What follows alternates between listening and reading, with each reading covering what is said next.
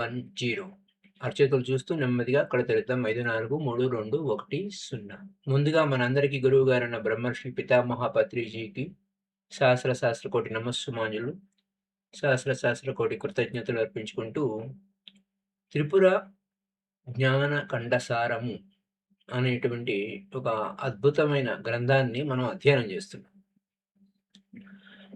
త్రిపుర రహస్య జ్ఞాన ఖండసారంలో ఈరోజు మనం విచార ఉదయము, విచార మహత్యము అనేటువంటి 2 టాపిక్స్ని మనం కవర్ చేయబోతున్నాం. So my dear friends, Tripura రహస్య జ్ఞానఖండ సారము ప్రథమ అధ్యాయము విచారోదయము. శ్రీ గణేశునికి నమస్కారం. హరితాయనుడు నారదునితో ఇలా చెప్తున్నాడు. ఓం సర్వమునకు కారణమైన ఆనందమే రూపముగా కలిగి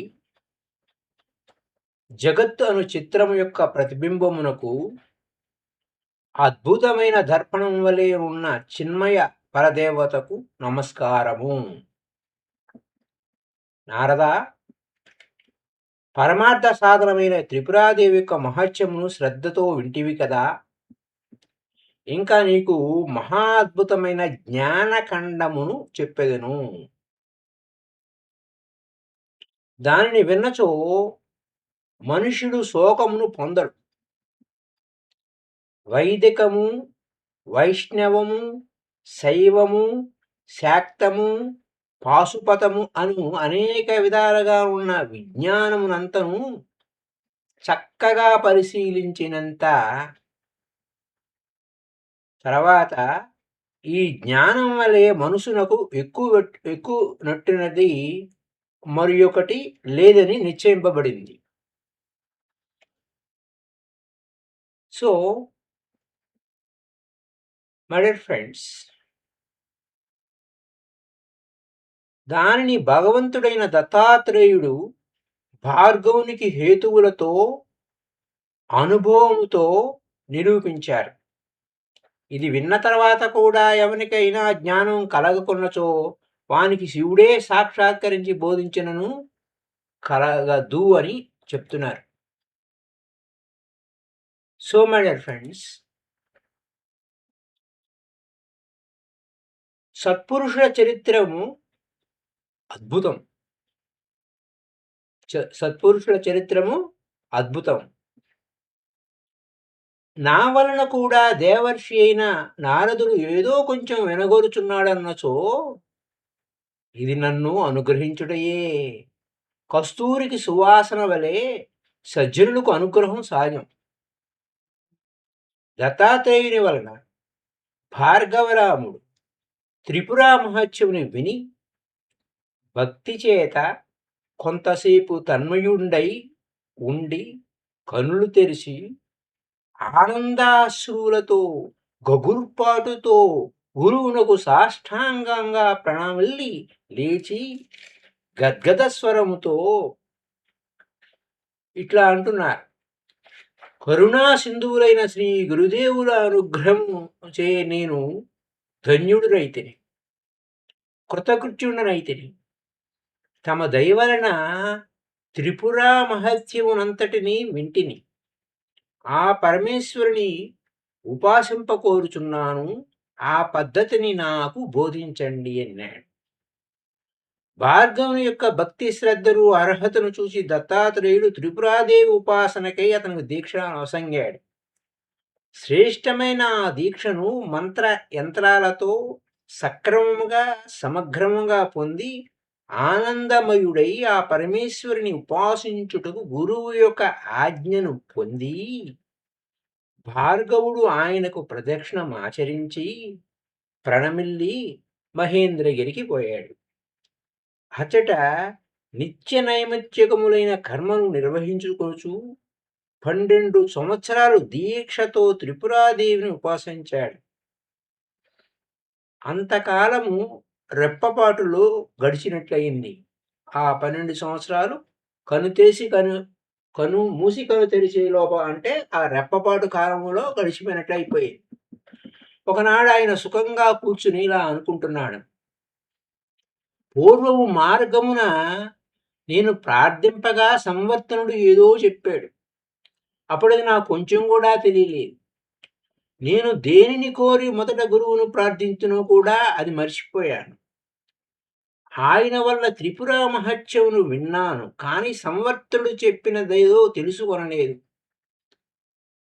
అది కాక సృష్టి ప్రసంగమునందు నేను దత్తగురువులు దేవుని కొన్ని సందేహాలు అడిగాను.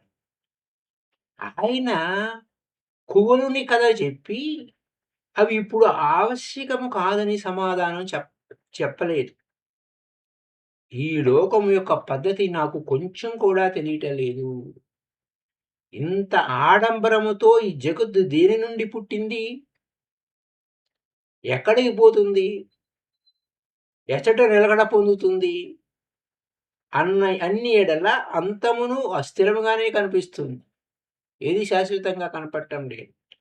అస్థిరములైన విషయములతో వ్యవహారములు స్థిరమై లేనట్లే జనులు వర్తించుతున్నారు. అస్థిరములైన విషయాలతో వ్యవహారములు స్థిరమైనట్టే జనులు వర్తిస్తున్నారు. విమర్శనము లేని ఈ లోకములో వ్యవహారం విచిత్రంగా ఉంది. ఒక గుడ్డివాని వెనక మరొక గుడ్డివాడు పోవుచున్నట్లు జనులు వర్తిస్తున్నారు.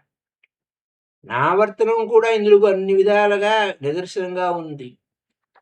నా శైశవమునందు నేను ఏమి జరిగినదో గుర్తులేదు. కౌమారమునందు ఒక విధంగా, యవ్వనమునందు ఒక విధంగా, మరియు ఇప్పుడు మరొక విధంగా వ్యవహారం జరుగుతుంది. ఈ వ్యవహారాలకు ఏమి ఫలమో తెలియటం లేదు.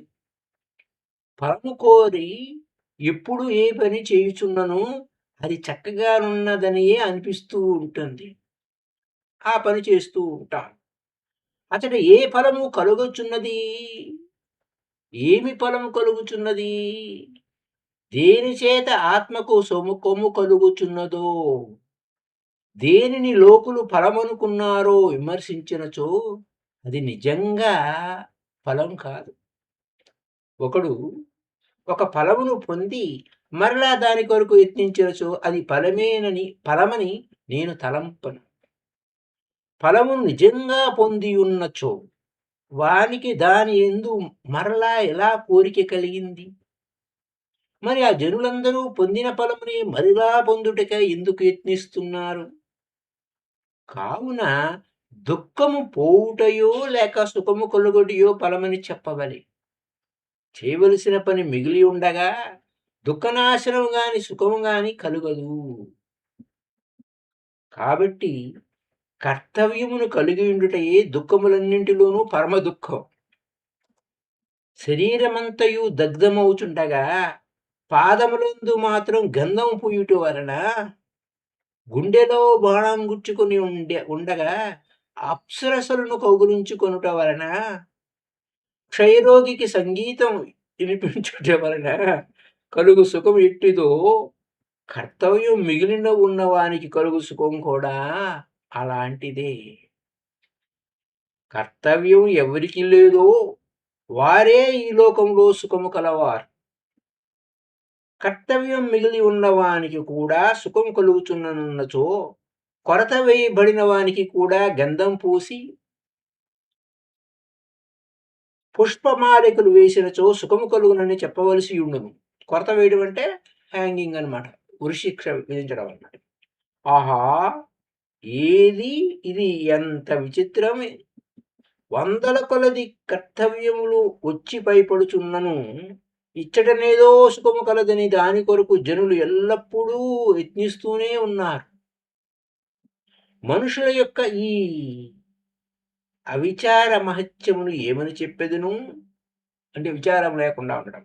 కర్తవ్యములు అనంతములుగా కొండల వలె పైన పడుచున్నను, సౌఖ్యమును పొందుచున్నను. సౌఖ్యం కొరకు సార్వభౌముడు ఎట్లు ఎల్లప్పుడూ యత్నిస్తూనే ఉంటాడు. అట్లే బిచ్చమెత్తుకునేవాడు కూడా ప్రయత్నిస్తూ ఉన్నాడు. రాజు సుఖం వేరు, బిచ్చగాని సుఖం వేరు. ఇరువురును తాము కృతకృత్యులమైనట్టు తలుస్తూ ఉన్నారు. ఫలమును గూర్చి ఆలోచనయే లేక అందరును ఏ మార్గము వైపు పోవుచున్నారో నేనను ఆ మార్గమునే పోవుచున్నాను. విమర్శ లేని ఈ లౌకిక వ్యవహార ప్రజ్ఞ ఇంక చాలు. ఈ విమర్శతో దయానిధి అయిన గురువు వద్దకు పోవాలి. వెనక నేను గోరినవి ఇప్పుడు తెలుసుకోవలసిన అయిన విషయాలు సందేహములు సముద్రాల్లాగా ఉన్నాయి. ఆయన గావించు బోధ అను నౌక చేత ఈ సముద్రాన్ని దాటాలి. ఇలా నిశ్చయించుకొని భార్గవరాముడు గంధమాదన శైలమునకు పోయి దత్తాత్రేయుల వారికి సాష్టాంగ నమస్కారం చేసి ఆయన బా ఆయన అంటే సాష్టాంగ నమస్కారం చేశాడు. బాగుంది. ఆయన భార్గవుని ఆశీర్వదించి ఆదరముతో ఇట్లన్నాడు, వత్స లెమ్ము, నిన్ను చూసి చాలా కాలమైంది. నీకు కుశలమే కదా? భార్గవుడు ఎందుకంటే 12 సంవత్సరాలు తపస్సు చేశాడు. కరువురిప్ప మాటలో అంతా అయిపోయినట్టు అనిపించింది. ఆ తర్వాత ఈ విచారోదయం మొదలయ్యింది. ఆయన తన సందేహాలను సంశయాలను తీర్చుకోవడం కోసం దత్తాత్రేయుల వారి వద్దకు వచ్చారు. ఆయన అడుగుతున్నాడు, చూడండి, నిన్ను చూసి చాలా కాలమైంది, నీకు కుశలమే కదా? భార్గవుడు కూర్చుండి అంజలించి ఇలా పలికాడు, కరుణా సింధువైన తమ యొక్క అనుగ్రహమునకు పాత్రుడనైన నాకు కుశలము లోపమిట్లగును. ఇంతకాలము తమ పాదముల సన్నిధియందు దూరంగా నుండినంత చింత తప్ప నాకు ఏ కొరత లేదు. ఇప్పుడు తమ దర్శనం చేత ఆనందపూర్ణుడనై ఉన్నాను. కానీ నా హృదయం నందు చాలా కాలంగా ఒక సందేహం మొదలుచున్నది. అనుమతి ఇస్తే అడుగుతాను అన్నాడు. అది విని దయానిధి అయిన దత్త గురువుడు ప్రీతుడై, భార్గవ, నీ సంశయం ఏమో అడుగుము, నీవు కోరిన విషయం చెప్పేదును అని పలికాడు. ఇక్కడికి ఇది జ్ఞానకండమున విచారోదయం అన్నటువంటి ప్రథమాధ్యాయం ముగిసింది. దీని గురించి పోలూరి హనుమచారికి రామశర్మ గారు చెప్పిన బాలప్రియ వాక్యం చూద్దాం. పరశురాముడు నిత్య నైమిత్తిక కర్మలను ప్రతిదినము అనుష్ఠించిన తర్వాత త్రిపురాదేవిని ఉపాసిస్తూ ఉన్నాడు. ఉపాసించుచుండే ఎవరు ఎంత గొప్ప ఉపాసన చేయుచున్నను సంధ్యావందనాది నిత్య కర్మలను ఉపేక్షింపరాదు. లోకములో ఎవడు ఏ పని చేయుచున్నను మొదట స్నానాదుల చేత దేహ పారిశుద్ధ్యము చేత ఎట్లు పొందుచున్నాడో అట్లే సంధ్యావందనము జపము మొదలగు వారి చేత మనిషి యొక్క పరిశుద్ధతను ముందు పొందాలి. దేహ పారిశుద్ధ్యం లేకపోతే ఎంత మంచి భోజనము చేయుచున్నను ఆరోగ్యం ఎలా నిలవదో, అలాగే మనసు పరిశుద్ధత లేకున్నచో ఎంత గొప్ప ఉపాసన చేయుచున్నను, ఎంత తత్వ విచారము చేయుచున్నను మనుషులకు ఏకాగ్రత నిలవదు. కావున ఉపాసనా పరులు, తత్వ విచారణ పరులు స్నానం, సంధ్యావందనం మొదలగు నిత్య కర్మను వదలరాదు. భార్గవుడికి ఇది వరకు గొప్ప తపస్సు చేశాడు. భార్గవుడు ఇది వరకు, కానీ ఆ తపస్సునకు ఈ ఉపాసనకు భేదం ఉంది. పూర్వము తపస్సు చేయుచున్నప్పుడు ఆయన దివ్యలోక సుఖాల కోసం కోరుకున్నాడు, డిజైర్. పూర్వం తపస్సు అయితే ఇప్పుడు ఆయన చేసిన త్రిపుర ఉపాసన నిష్కామమైనదే, కోరిక లేదు. అందువలన చిత్తము శుద్ధి అయింది. ఆయనకు తన్ను గురించి విచారణ ఆరంభమైంది. చిత్తం శుద్ధి అయ్యేసరికి అసలు ఏమిటి, ఎందుకు వచ్చారు, ఏంటి గోల అని మొదలైంది అనమాట. ఉపాసనకు పూర్వమున్న పరిస్థితి వేరు, ఇప్పటి పరిస్థితి వేరు. శ్రీరాముని చేత ఓడింపబడినంతనే ఆయనకు కలిగినది దుఃఖం. తరువాత కలిగినది నిర్వేదం. విషయములతోనున్న ఆనుకూల్యము భంగపడినప్పుడు గాని, ప్రతికూల విషయములతో సంబంధం కలిగినప్పుడు గాని కలుగు వ్యధ దుఃఖం. దేహ విప్లవము సంభవించినప్పుడు ఇల్లు, భార్యాపుత్రులు మొదలగు వారితో సంబంధం పోయి, ప్రతికూలములైన అడవులు, మృగములు మొదలగు వారితో సంబంధం కలిగినప్పుడు ఏర్పడినది వ్యధ దుఃఖం. నేను మహావీరుడును అనే భావంతో సుఖించుతున్న పరశురామునకు ఆ భావంతో సంబంధం పోయి, పరాజయం అను ప్రతికూల విషయములతో సంబంధం కలిగినప్పుడు దుఃఖం కలిగింది. తన క్షత్రియ వృత్తికి తుది పరాజయమునకు తన క్రోధమే కారణమని, దానిని జయించుట సులభము కాదని తోచినప్పుడు ఆయనకి కలిగినది నిర్వేదం. అంటే ఇవన్నీ దాటుకుంటూ వచ్చాం. తర్వాత పరశురాముడు సంవర్తుని చూసినప్పుడు తాను పొందలేకున్న శాంతిని మహాసుఖమును పొందుతున్నాడు ఆయన అని గ్రహించి, ఎట్లయినా కాడ ఆ శాంతి సుఖమును పొందవలనని డిసైడ్ చేసుకున్నాడు, నిర్ణయించుకున్నాడు.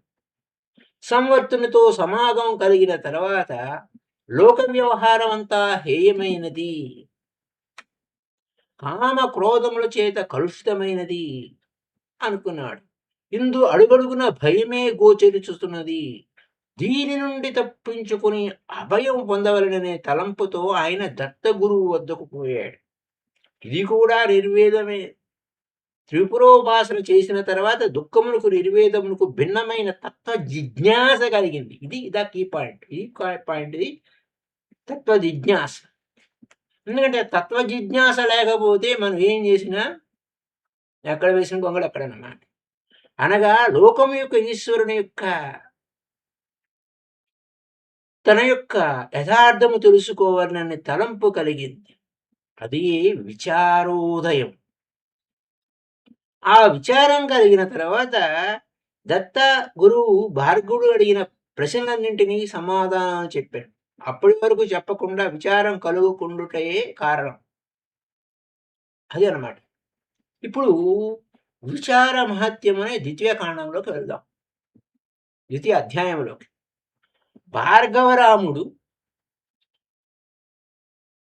భార్గవరాముడు గురువునకు ప్రణమిల్లి అంజలించి ఇట్లు పలికాడు.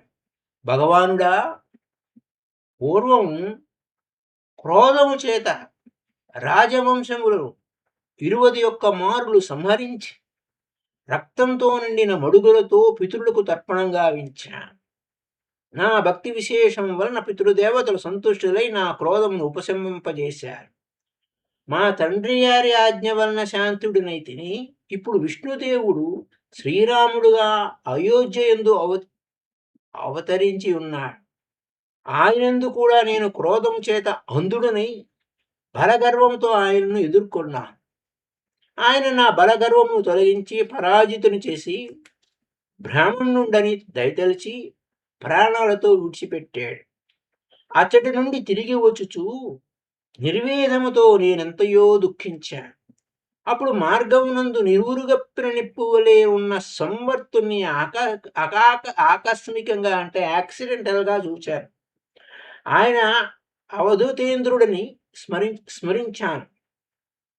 సంతృప్తుడైన వానికి చల్లని గాలి సోకినట్లు ఆయన యొక్క సమాగమున నా హృదయం చల్లబడి ఎంతో హాయిగా ఉంది. అప్పుడు ఆయన, అయ్యా, తమ స్థితి ఎట్టిది అని ప్రశ్నించాను. ఆయన తత్వం యొక్క సారం ముద్దగా చేసి అమృతం వలె నాకు అందించాడు. దరిద్రుడు మహారాజ్ఞిని ఎట్లు తరిచి ప్రశ్నింపజాలడో అలాగే నేను ఆయనని వివరంగా అడగజాలనైతిని. అయినను అది నాకు ఎట్లు సులభంగా తెలియను అట్లు చెప్పుండని ఆయనకు ప్రార్థించాను. అప్పుడు ఆయన తమ యొద్దకు పొమ్మని చెప్పాడు. పిమ్మట గుడ్డివాడు జనులను చేరుకున్నట్లు నేను మిగుల సుఖప్రదములైన తమ పాదముల వద్దకు చేరుకున్నాను. తమ వలన త్రిపురాదేవి యొక్క మహత్యమును సమగ్రంగా విని ఆమెను భక్తితో ఉపాసించాను. ఆమె తన యొక్క రూపము నా చిత్తమునందు నిత్యము భాషింపుచున్నది. దీని వలన ఫలమేమిటి? సమర్థుడు చెప్పినదేమో కొంచెం కూడా తెలియలేదు. భగవానుడా, దయించి ఆయన ఏమి చెప్పినో అది నాకు బోధింపు. అది తెలియకున్నచో నాకు కృతకృత్యము కలగదు. దానిని తెలుసుకొనకుండా నేను చేయుచున్నదంత కాలము బాలక్రీడ వలె, చిన్నపిల్లల ఆట వలె తోచుతున్నది.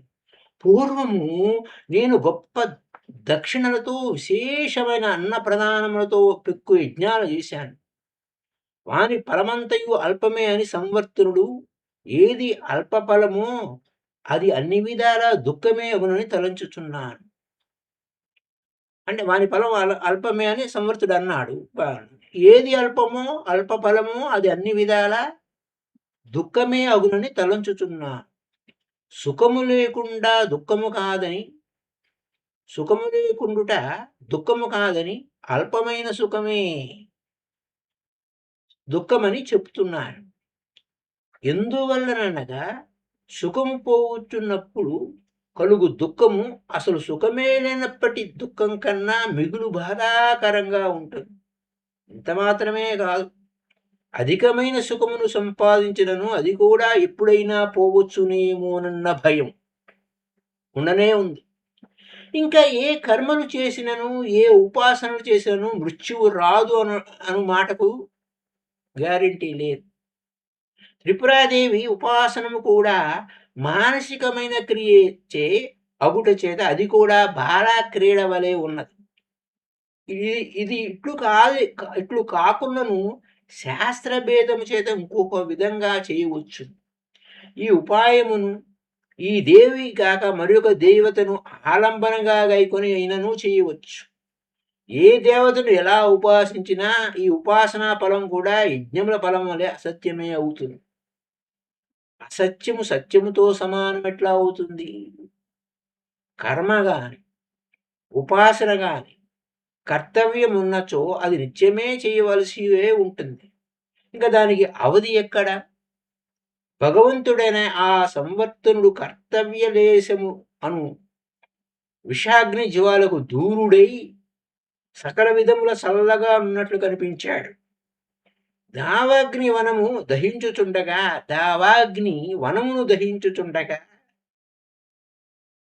దానికి ఎడముగానున్న మంచి నీటి కొలంలో క్రీడించుతున్న గజము వలె ఆయనకు అభయమైన మార్గము ఆశ్రయించి ఈ లోక వ్యవహారమును చూసి నవ్వుచున్న వాని వలె నాకు కనిపిస్తున్నాడు. ఆయన ఎట్టి కర్తవ్యం లేక సంతోషము అను అమృతమును ఆస్వాదిస్తూ ఆనందిస్తున్నాడు. ఆయనకు అట్లాంటి స్థితి ఎలా కలిగింది? అప్పుడు ఆయన నాకు చెప్పింది ఏమిటి? ఇది అంతయు నాకు తమరు దయతో చెప్పి నన్ను కర్తవ్యమును కాలసర్పం నుండి విముక్తుని గావింపవలెను. చూసారా, ఇది మనం పూర్వం అష్టావక్ర గీతలో కర్తవ్యరహితామృత పానం అంటారు అష్టావక్రుల వారు జనక మహారాజుకి. అదే పాయింట్ ఇక్కడ. కాలసర్పము, కర్తవ్యం అనేది బ్లాక్ సర్పెంట్ లాంటిది. దాని నుంచి విముక్తి కావింపవలని అనమాట. అంటే నేను చేస్తున్నాను ఇగో అని యాక్చువల్లీ అది. ఇప్పుడు చూద్దాం.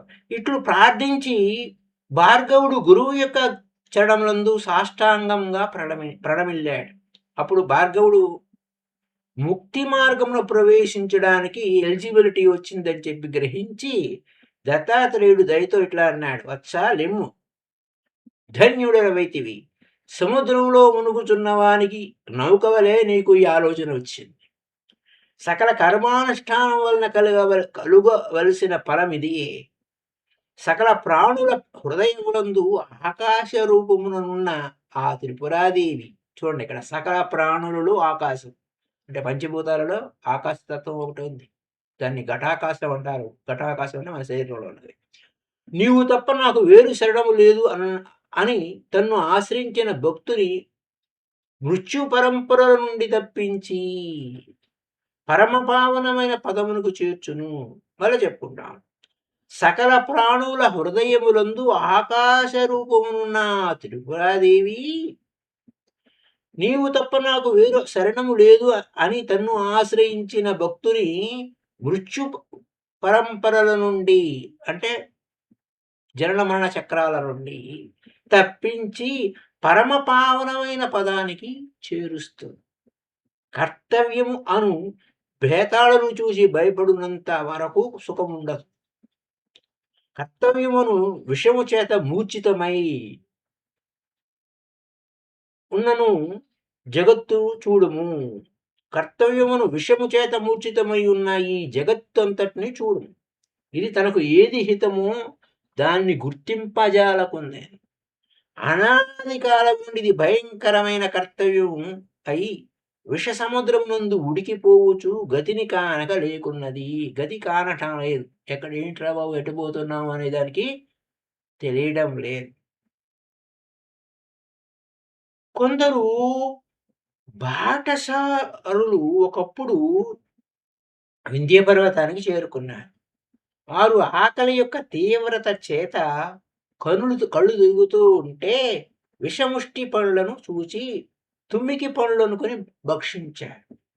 ఆ పండ్ల వలన కలిగిన విషజ్వాల చేత శరీరము తాపంగా బయలుదేరింది. ఆ తాపశాంతికి నిమ్మ పండ్లు అనుకుని ఉమ్మెత్త పండ్లు తిన్నారు. దాని చేత వారు ఉన్మత్తులై ఒకరితో ఒకరు కలహించుకున్నారు, కొట్టుకొనుచున్నారు. అలా కొట్టుకొనుచు ముండ్ల పదులో పడి శరీరముల నిండా గాయములైతుండగా అర్ధరాత్రికి ఒక నగర ద్వారం చేరారు. ద్వారపాలకులు అడ్డగింపగా వారితో కలహించారు. ఆ ద్వారపాలకులు బెత్తములతో కొట్టనారంభించగా వీరిలో కొందరు అగర్త కూపంలో పడి మరణించారు. మరికొందరు బందీలుగా పట్టుబడ్డారు. లోకములో జనులు కూడా ఏదో ఒక మేలు కోరుచు కర్తవ్య విషయముచే మూర్ఛితులై నశిస్తున్నారు. అంటే ఐ ఆమ్ ద డూయర్ అనే పాయింట్ అన్నట్టు. రైట్? భార్గవ, నువ్వు ధన్యుడు, అభ్యుదయం నొందావు. శ్రేయస్సు అను మహాసౌధమును ఆరోహించుటకు మొదటి మెట్టు విచారణమే. నిత్యానిత్య వస్తు వివేక విచారణ అంటారు కదా జగద్గురు శంకరాచార్య. Like that. సరైన విచారణ లేకుండా ఎవరికైనా క్షేమం ఎలా కలుగుతుంది? ఆ అవిచారమే పెద్ద మృత్యువు. అవిచారం అంటే విచారం అంటే ఎంక్వైరీ లేకుండా, తను తాను ఎక్కడికి పోతున్నానో ఏమవుతున్నానో ఏమి తెలుసుకోకుండా ఉండటం వల్లే మృత్యువు, పెద్ద మృత్యువు. దాని చేతనే జనులందరూ హతులగుతున్నారు. విమర్శించి పనిచేయువాడు ఎల్లెడలా అభిష్టము పొంది జయించుచున్నాడు. అవిచారముచే రాక్షసులై హతులయ్యారు. రాక్షసులు హతులయ్యారు. దేవతలు విచారపరాయణులై సుఖం పొందారు. వారు విచారం వలనే విష్ణువును ఆశ్రయించి శత్రువులను జయించారు. సుఖమును వృక్షమునకు శక్తివంతమైన విత్తనము విచారం అంటే ఎంక్వైరీ. విచారం గలవాడి అందరుకును, విచారం అంటే అదేదో సాడ్నెస్ అని ఇంగ్లీష్ మీనింగ్ వచ్చింది కానీ దట్ ఇస్ రాంగ్. సో విచారము గలవాడే అందరి కన్నా అధికముగా అగుచున్నాడు. దాని చేతనే బ్రహ్మ విష్ణు మహేశ్వరులు పూజింపబడుతున్నారు. దాన్ని కోల్పోయిన వారు ఏమవుతారు? ఆపదల పాలవుతారు. ఎవరు క్షణమైనను విచారమును వదిలి ఉండరో వారే మహాత్ములు. వారికి నిరంతరము నమస్కరించుచున్నాను అన్నాడు ఆయన. జనులు విమర్శించకుండా కర్తవ్యముల పాలై మూడులగుచున్నారు. ఏం చేస్తున్నాను, ఎక్కడికి పోతున్నాను, ఏమవుతున్నాను, ఏం కాగొడుతున్నాను అన్నటువంటి ఆ విచారణ లేకుండా నాకు ఇంకా కర్తవ్యం మిగిలే ఉంది అని ఏ విధంగా బ్రగెడుతుంటారు. దాని గురించి మూడులవుతున్నారు. కొందరు విచారించి అపారములైన సంకటముల నుండి విముక్తి పొందుతున్నారు. ఈ అవిచారము ఎప్పటి నుండియో ఉంది. ఈ అవిచారం అంటే విచారణ లేకుండా ఉండటం ఎప్పటి నుండియో లోకమున ఆవరించి ఉంది. ఎండలు మండుచుండగా ఎడారిలో చల్లని నీరు ఎట్లు దొరకదో అలాగే అవిచారం ఉన్నంత వరకు విమర్శ పుట్టదు. నేను అక్కడ ఏంటి? ఎందుకు బతుకుతున్నాను? ఏమవుతున్నాను? ఏ ఏంటి నా పరిస్థితి ఏంటి? అన్న విచారణ ఉండదు. పరుగులు, పరుగులు, పరుగులు. విచారం కలుగుటకు దేవి ఆరాధనయే పరమ సాధనం. భక్తితో పరదేవతను ఆరాధించినచో ఆమె ప్రసన్నురాలై ఆకాశమునందు సూర్యుని వలె చిత్తమునందు విచార రూపమును ప్రకాశించును. చిత్తమునందు అనే చూడండి అక్కడ పాయింట్. కావున కపటము లేకుండా గురువును సేవించి ఆయన బోధించిన క్రమము సర్వాంతర్యామి అయిన ఆత్మరూపి అయిన త్రిపురా మహేశ్వరిని ఆరాధింపవలెను. నిర్మలమైన భక్తి శ్రద్ధ ఆరాధన మూలం. ఆమె మహత్యమును వినుట వలన భక్తి శ్రద్ధలు కలుగును. కావుననే నీకు మొదట మహత్యము వినిపించాను. దాన్ని వినుట వలన ఇప్పుడు నీకు ఈ శుభం కలిగింది. విచారము శ్రేయస్సునకు మూలం. కావున ఇంకా నీకు భయం లేదు. సన్నిపాత జ్వరం వచ్చినప్పుడు ఔషధము సేవించినప్పుడు ధాతువుల యొక్క పరిశుద్ధత కలుగుట వలన భయం ఉంటుంది. అలాగే అవిచారం ఉన్నంత వరకు జీవులకు మహాభయం తప్పదు. విమర్శనం పుట్టనంత వరకు కలుగు జన్మలన్నీ నిష్ఫలాలే. ఎన్ని జన్మలు ఎత్తినా. అందుకోసమే జ్ఞాన విహీన ముక్తిన భజతి జన్మ సతేనా అన్నారు.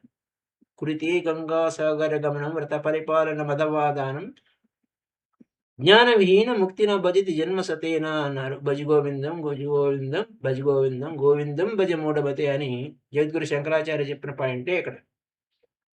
విమర్శన పుట్టనంత వరకు కలుగునన్ని జన్మలన్నీ నిష్ఫలం, జ్ఞానం లేకపోతే. విమర్శనము కళ జన్మమే సఫలము. బావిలోని కప్పవలే ఈ బ్రహ్మాండమును అను కోపమునందు జీవుల శుభమేదో అశుభమేదో విమర్శించి గ్రహింపలేక పుట్టి నశిస్తున్నారు. Over and over again same repetition. దుఃఖమును కలిగించువాని యందు సుఖబుద్ధిని సుఖమును కలిగించువాని యందు దుఃఖమును తలంచుచు పొందుచు ఆ తలంపును పొందుచు దుఃఖమును తలంపును పొందుచు అవిచారం యొక్క ప్రభావం వలన సంసార అగ్ని యందు ఉడికిపోతున్నాడు. ఆడగాడిద వెనక కాళ్లతో ఎన్ని పర్యాయాలు తన్నుచున్నను మగగాడిద దాని వెంటనే ఎట్లు పోవుచుండును. అట్లే జనులు కూడా సంసారం వలన ఎన్ని దుఃఖాలు పొందుతున్నను దాని వలన వదలలేకున్నాడు. నువ్వు విచారాత్మకమైన బుద్ధిని పొందావు, కావున దుఃఖమును తరింపగలవు అన్నాడు. ఇది జ్ఞానఖండమున విచార మహత్యమున్నది ద్వితీయ అధ్యాయము. ఇది సంపూర్ణమై. అయితే బాలప్రియ వ్యాఖ్యానంలో ఒక చిన్న అంశం చెప్పుకొని ఈరోజు ఇంతటితో ముగిద్దాం. ఉపాసన మానసికమైన క్రియ. ఉపాసన ఏంటి? మానసికమైన క్రియ. అది కర్తవ్యంగా తోచుతున్నంత వరకు సుఖం కలగదు. ఆ ఉపాసన వలన ఈ విచారం కలుగవలే. అప్పుడు తత్వమును విచారించినప్పుడు ఆత్మజ్ఞానం కలుగుతుంది. అప్పుడు కర్తవ్య బుద్ధి పోయి సుఖం కలుగుతుంది అని ఈయన వ్యాఖ్యానం. మరి తర్వాత ఎపిసోడ్లో సజ్జన సాంగత్యము, సత్సంగం యొక్క మహత్యము అనేది ఎలా ఉంటుందో, ఎంతో అద్భుతంగా ఉంటుందో, చాలా వండర్ఫుల్. ఇక్కడి నుంచి మనకి చాలా అద్భుతంగా ఉంటుంది. ఒక స్త్రీ వలన మొత్తం ఆమె ఎక్కడికి వెళ్ళి ఏ ప్రచారం చేయలేదు. తన భర్తకు తాను మహా గొప్ప జ్ఞాని అయ్యుండి కూడా ఏమి తెలియని అమాయకురాలలాగా ఉండి అక్కడి నుంచి ఏ విధంగా జ్ఞానం వైపుకి నడిపించింది అనేది చాలా అద్భుతమైంది సత్సంగ మహత్యము. ఇది 3వ అధ్యాయము. నెక్స్ట్ ఎపిసోడ్లో అంటే నెక్స్ట్ క్లాస్లో మనం చెప్పుకుందాం. Thank you all. అంటే రేపే మనం కలుసుకోవచ్చు. Thank you. Happy day. Thank you. I am sorry, I am afraid. What is this meaning?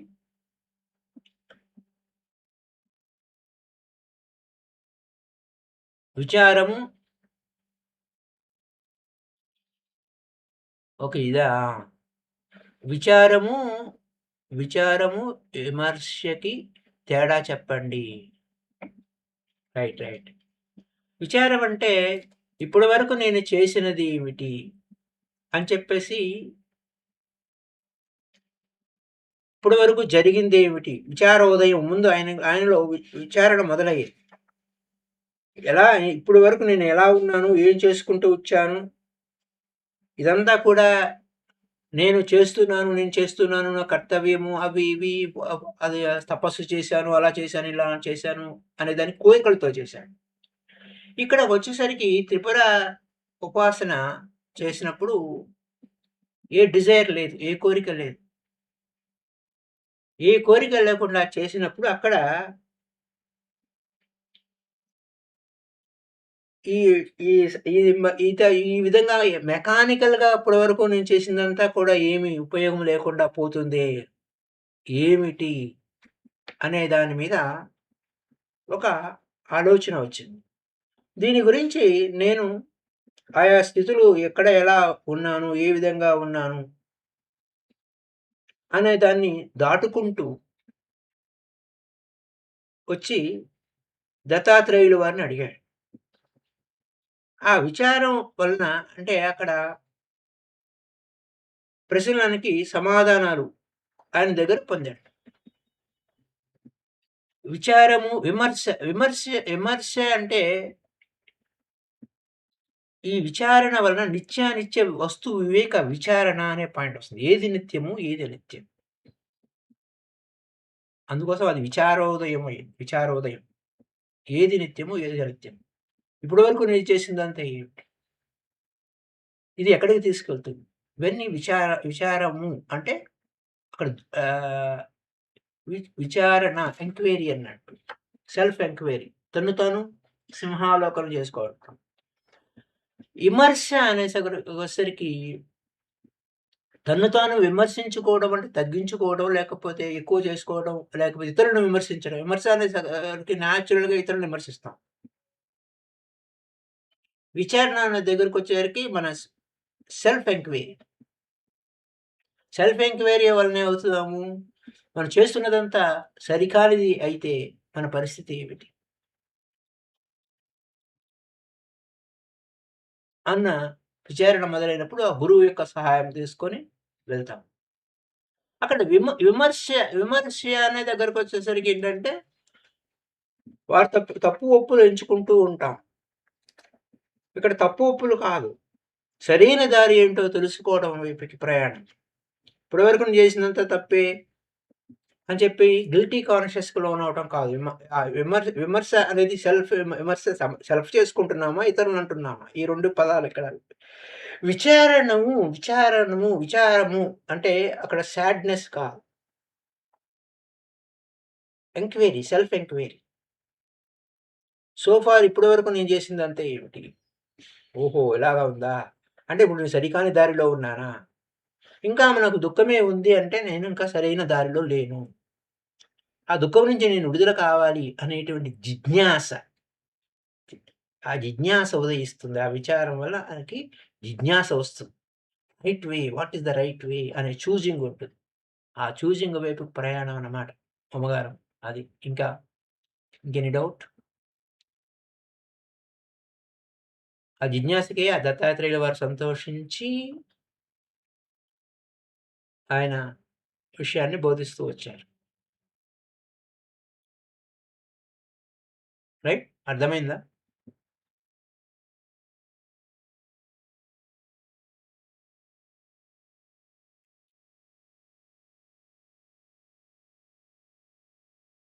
Okay sir. Thank you. Okay. Okay. అమ్మగారు. Thank you all the masters. Happy day to you all. సత్సంగం మహత్యం అనేది చాలా అద్భుతం. ఇక్కడి నుంచి మనకు చాలా ఒక అద్భుతమైన విషయం. మనకు సజ్జన సాంగత్యం అనేది ఎలాంటిది? దాని యొక్క గొప్ప ఫలం అనేది ఎలాంటిది? అనేది రే రేపటి ఎపిసోడ్‌లో చాలా గొప్పగా ఉంటుందది. సో, థాంక్ యూ అండి. Thank you. Understand. Right. Right. So, my dear friends, we'll end the happy day to you all. We'll leaving the